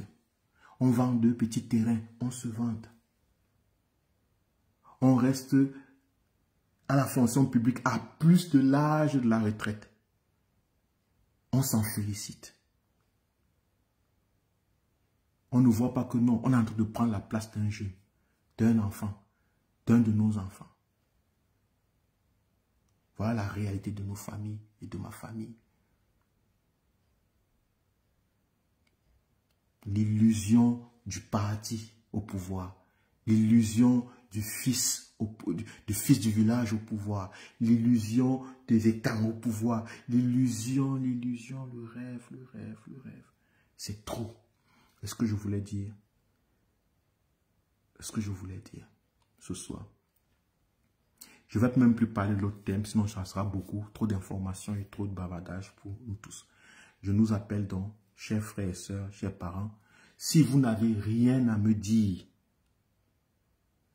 qui parle de la situation politique au Cameroun, ne m'écrivez plus.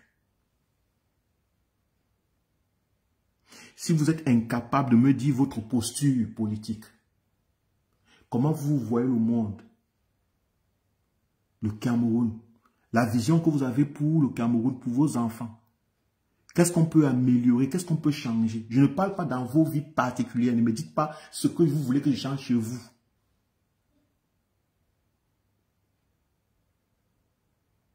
Qu'est-ce qu'on peut changer ensemble en tant que peuple? Ne me parlez pas de vos forages qu'on peut creuser. Le forage sera dans ta cour, mais ça ne sera pas dans la cour du voisin. Tu vas devenir le prochain Paul Biya du forage, de l'eau dans ton village. Non. Ne me parlez pas de vos enfants que vous voulez envoyer à l'école. Ça ne m'intéresse pas. Parlons, qu'est-ce qu'on peut faire pour que nos enfants puissent avoir une éducation gratuite dans ce Cameroun? Au 21e siècle, à l'ère où c'est l'intelligence artificielle qui est en train de ramasser le monde entier, chez nous, il y a des enfants qui ne vont pas à l'école. On demande encore l'argent aux gens. Je vais envoyer mon enfant à l'école.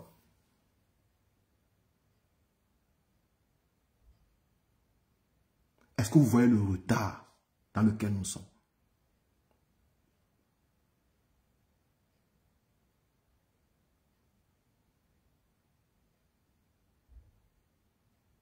Donc, si vous ne pouvez pas avoir ce genre de conversation avec moi, ne m'écrivez plus. On s'aime, on n'est pas obligé de changer. Je ne vous oublie pas, vous ne m'oubliez pas, c'est que vous ne pouvez même pas m'oublier, parce que je suis toujours là. Même lorsque je mourrai, je serai toujours dans vos esprits. Donc vous ne pouvez même pas m'oublier. Mais ne venez plus avec des sujets, des 1000 francs, donne-moi 10 000, donne-moi 100 000, donne-moi 10 euros. Je ne veux plus. Maintenant, on va causer vision politique. Qu'est-ce qu'on pense? Qui est le meilleur? Quelle est la meilleure vision politique du pays? Quel est l'homme politique au pays qui fait ceci, qui fait cela? Est-ce qu'on peut s'engager là-bas? Est-ce qu'on peut faire quelque chose? Est-ce que tu peux t'engager? Voilà les conversations que je veux commencer à avoir avec vous. Parce que j'ai compris que peut-être quand on est trop ouvert avec vous, machin, votre but c'est d'humilier les gens. Votre but c'est de démontrer que nous ne sommes rien. Moi, vraiment, je ne suis rien. C'est une réalité.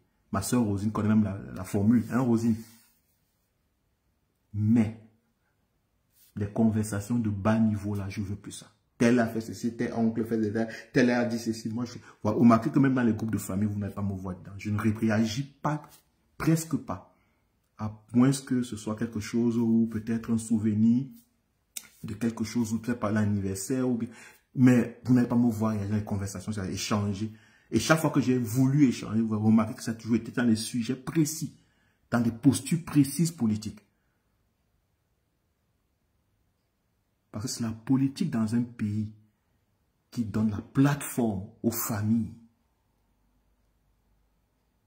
Dans une famille où la majeure partie des personnes sont au chômage, il ne peut pas avoir de l'amour dans cette famille.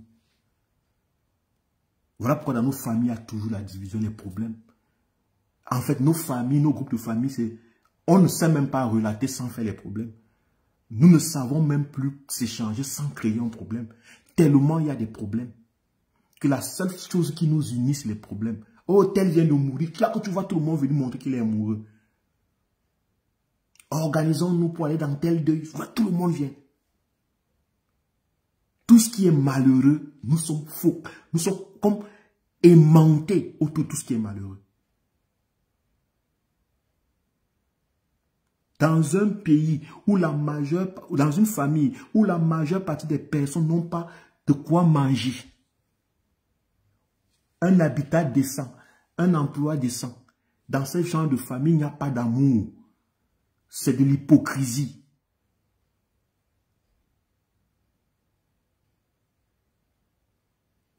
Même l'amour de Dieu dont vous parlez là, ça ne vient que quand l'être humain a mangé, a pu se soigner.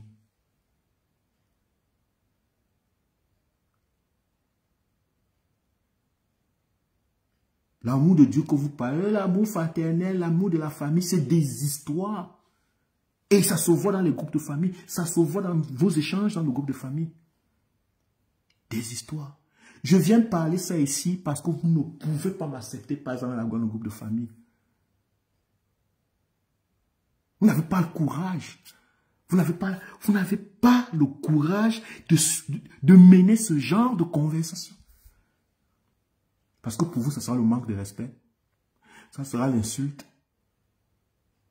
Ça sera les jets de malédiction ici en haut, là. Ça sera les rappels que vous m'avez donné à manger un jour.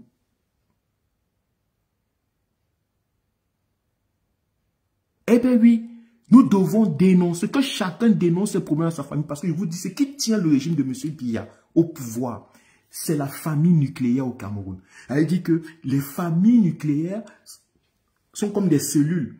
Elles sont connectées et elles fonctionnent de telle sorte qu'elles neutralisent la société. Et les comportements. Dans la famille, vous n'êtes pas un individu. On vous domine par des traditions, vous domine par le respect des vieux. Même quand un vieux est stupide, vous devez l'écouter, vous devez vous taire, vous devez répéter, vous ne parler n'importe comment. C'est comme ça que ça se passe. Et le système entier est soudé. Voilà pourquoi même lorsque le régime veut tirer ou bien veut tuer vos enfants, qu'est-ce qu'ils font? Attendant l'histoire, il dit d'abord que dites à vos enfants de ne pas sortir. Parce que ça que dès dans la famille, dès qu'on a dit ça dans la famille, tout le monde se tasse. Tout le monde se tasse. Avant les manifestations depuis dimanche, les Camerounais volaient. Les Camerounais volent depuis. Maintenant, dans les couples de famille, on circule des messages. Faites attention, n'achetez pas des ordinateurs ou des téléphones maintenant parce qu'il y a des pillages. Donc, tout téléphone ou ordinateur qui sera acheté sera suivi.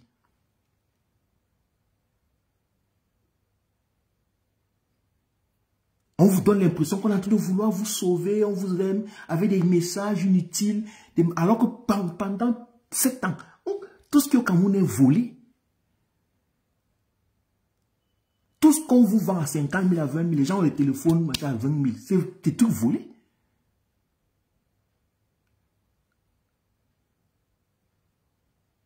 Mais pour vous faire oublier une réalité permanente, on va venir jouer un peu avec vous dans les groupes de famille, avec les trucs sentiments, les messages sentimentaux.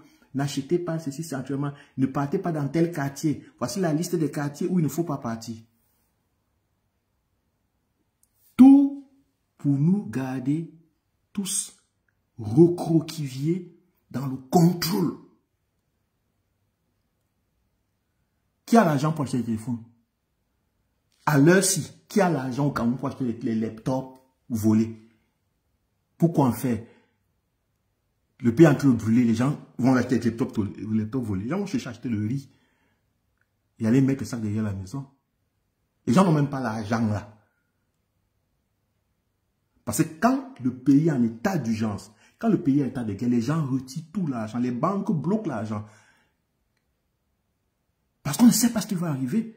Le pays plonge en crise. Nous sommes au Cameroun actuellement dans un état de guerre.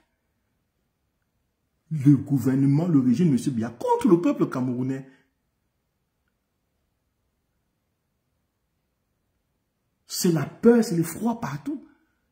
Mais on va envoyer ce genre de message pour amadouer les citoyens, pour amadouer les enfants de la famille, les jeunes, pour que les jeunes aient peur de s'engager, pour que les jeunes aient peur de donner leur point de vue, pour que les jeunes aient peur de se lever, pour que les jeunes aient peur de s'associer à des mouvements. Ne partez pas dans tel quartier, ne partez pas dans tel quartier, à partir des jeunes, ne partez pas dans tel carrefour. Tu vois là-bas les likes, merci pour le conseil, merci pour le conseil. Depuis que vous restez dans vos trous, qu'est-ce qui s'est passé? Non, c'est le moment de partir où on vous dit de ne pas partir. C'est le moment de sortir et aller. Qu'est-ce qui se passe dehors? Pourquoi il y a les troubles? C'est le moment de se questionner, de poser les questions à vos oncles, vos tantes qui vous font ce message. Pourquoi je ne peux plus marcher dans Yaoundé? Qu'est-ce qui se passe?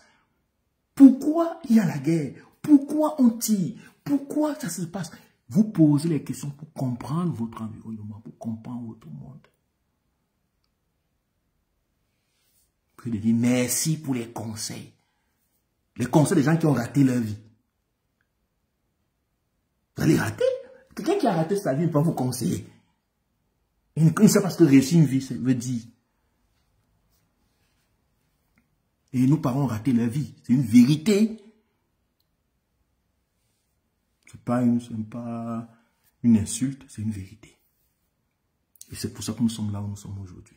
Merci de m'avoir suivi et je vous souhaite une bonne soirée. À tous ceux qui ont prêté attention, gardez un cœur net pour ma famille, bien que je me suis adressé à elle devant vous, mais je l'ai fait parce que je me suis dit, chacun d'entre vous peut-être n'a pas encore eu le courage de s'adresser comme ça à sa famille. Et le moment est arrivé où il faut qu'on dise la vérité. Le moment du verseau est arrivé. Il faut dire la vérité aux gens. Il faut qu'on soit capable de s'exprimer, de dire nos postures, ce qu'on pense du Cameroun, ce qu'on aimerait voir au Cameroun. Disons-le ouvertement, n'ayons plus peur. N'ayons pas peur de blesser un père, une mère ou bien un grand-père. N'ayons même pas peur qu'ils nous rejettent. De toute façon, je vous dis, chers citoyens, chers compatriotes, de toute façon, la vie va nous rejeter. Dans quelques jours, nous allons mourir. On peut avoir accumulé tous les amis, tous les membres de la famille du monde, l'amour du monde, de nos enfants, de nos parents, de tout. Et un jour, la vie nous rejette. Ça, on appelle la mort. C'est le rejet de la vie te dit, bon, c'est bon.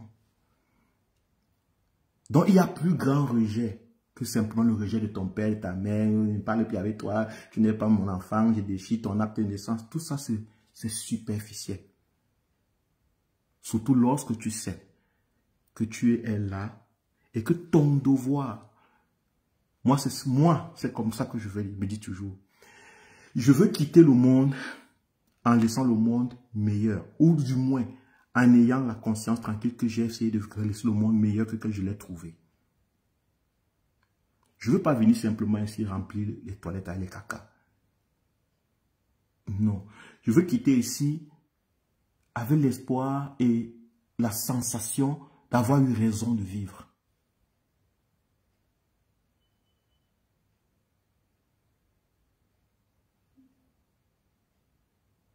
C'est un peu mon... Je partage avec vous, peut-être ça peut vous aider, peut-être ça peut aussi restructurer votre façon d'approcher la vie. Moi, je veux qu'on quitte ici en se disant, est-ce que j'ai laissé le monde un peu plus meilleur que ce que j'ai trouvé? Les autres êtres vivants qui viendront, s'ils se posent la même question, c'est comme ça qu'on aura un monde meilleur, meilleur, meilleur. Ne nous accrochons pas à la bêtise. Ne nous accrochons pas aux choses que nous avons trouvées. On a trouvé le RDPC. On ne peut pas quand même mourir les RDPC. On n'aura rien changé. On a trouvé M. Biya. J'ai 46 ans. Ce monsieur a 92 ans. Quand je suis né, ce monsieur était là. Je vais mourir, je vais laisser encore ce monsieur-là. On ne doit pas avoir cette mentalité. Le RDPC, depuis qu'il y a beaucoup d'entre nous qui ont trouvé le RDPC là, on ne peut pas quand même mourir et laisser le RDPC là. C'est soit on se bat et on meurt pendant qu'on se battait, à ce que ça change, ou alors on se bat et qu'on reste vivant, mais que ça change. De telle sorte que quand la mort viendra, on dit, ok, on arrive, on a trouvé le RDPC, la malgouvernance, le tribalisme, la corruption, la pauvreté. la précarité, on s'est quand même battu. On s'est quand même engagé. On a pris on a fait quelque chose. On a au moins dit un mot. Pour que, avec l'espoir que le monde soit meilleur, que le Cameroun soit meilleur quand nous sommes nés, quand on l'a trouvé. Merci. Bonne soirée. Ciao.